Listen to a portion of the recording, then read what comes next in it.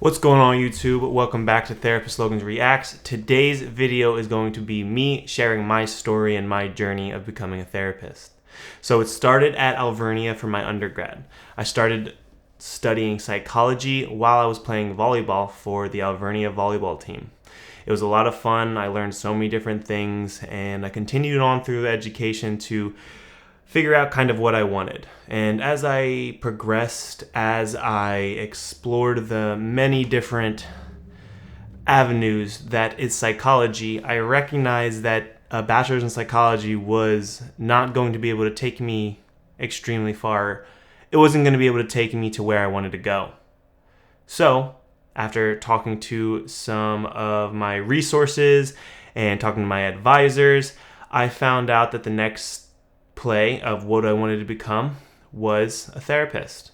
I always envisioned the idea of Sigmund Freud hearing stories and how they would sit on a leather chair and do one-on-one discussion about the inner complexities of our psyche and what it kind of entails. And that's something I wanted to do. That's something what I envisioned in myself. Growing up, I've always been the person that people have gone to, and I was always very proud of that fact.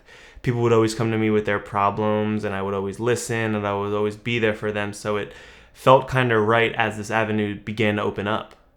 So after my 4 years in graduating with a bachelor's degree in psychology, I made the decision to continue on with my master's degree from a K-credited program and become a therapist. It was a grueling 3 years, and there were many ups and there were many downs. A specific thing that stepped out to me and something that was a hurdle for me or a barrier was seeing all the people I grew up with kind of start their lives. And I felt though I was back in school and continuing on my education, and I felt behind. And it was definitely difficult in some capacities.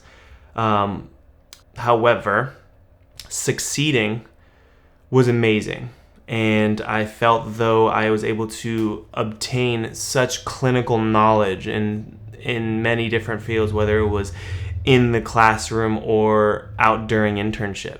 As I continued on and finished my master's degree, I was originally thinking I wanted to work with older adults, because during my internship at Everlasting Wellness, I was able to do a lot of one-on-one therapy.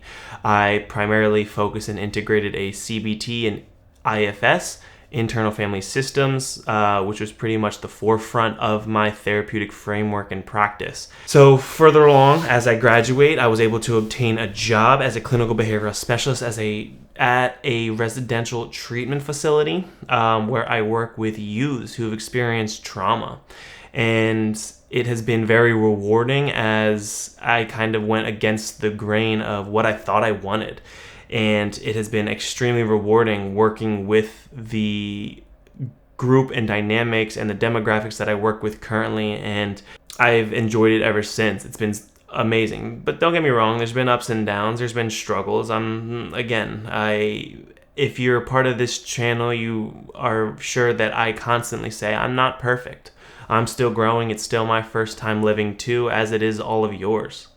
So it's really important just to remember that although I highlight a lot of key components and focus on a lot of positive things, there are still hurdles that I have to get over every single day, even as a therapist. Even although through all the schooling, I still have my own things that I must work on and strengthen.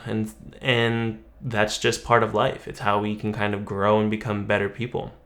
So moving on, my future goals are to eventually open up a private practice. I know many of you have commented and asked if I'm currently practicing and taking on clients. As of now, I am not, but that is eventually a future goal of mine. And that's something I really am passionate about, being able to have that one-on-one with older clients that are able to understand the complexities of as I integrate key components of the internal family systems ideology and framework that is my clinical practice.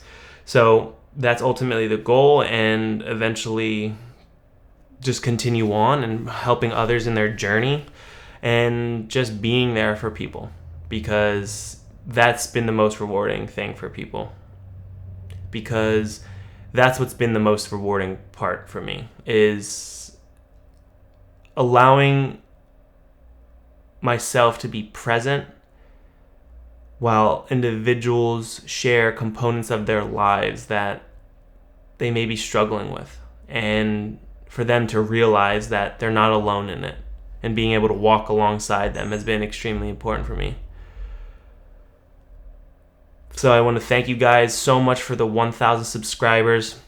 It's been phenomenal. I really appreciate everything.